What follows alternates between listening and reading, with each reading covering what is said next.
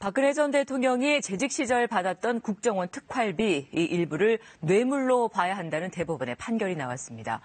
2심에서 징역 5년을 선고받은 박근혜 전 대통령의 형량이 더 늘어날 가능성이 생겼습니다. 김채린 기자입니다.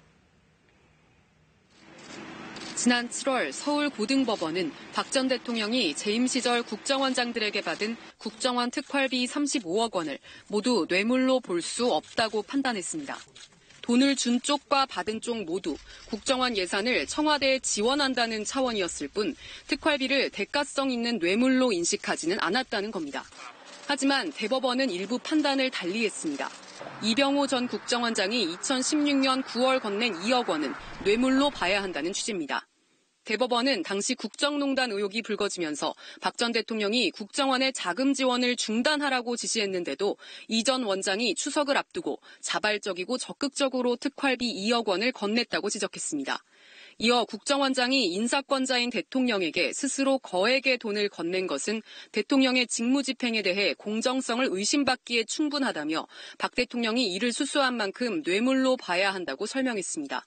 대법원은 나머지 특활비 수수액 33억 원에 대해서는 뇌물이 아니라는 원심 판단을 유지했습니다. 박 전 대통령이 국정원장들과 공모해 특활비 횡령에 가담한 뒤 그 돈을 내부적으로 분배받은 것에 불과하다는 판단입니다. 다만 이런 횡령 행위가 국고손실죄에 해당된다고 보고 33억 원에 대한 국고손실 혐의를 무죄로 본 원심을 유죄 취지로 파기했습니다. 국정원장은 국고손실죄의 책임을 지는 회계 관계직원 신분에 있다고 판단하면서 공범인 박 전 대통령에게도 죄가 인정된다고 본 겁니다. 국정원장이 국정원의 특별사업비를 유용한 경우 일반 횡령죄가 아니라 국고손실죄로 가중처벌된다는 취지의 판결입니다.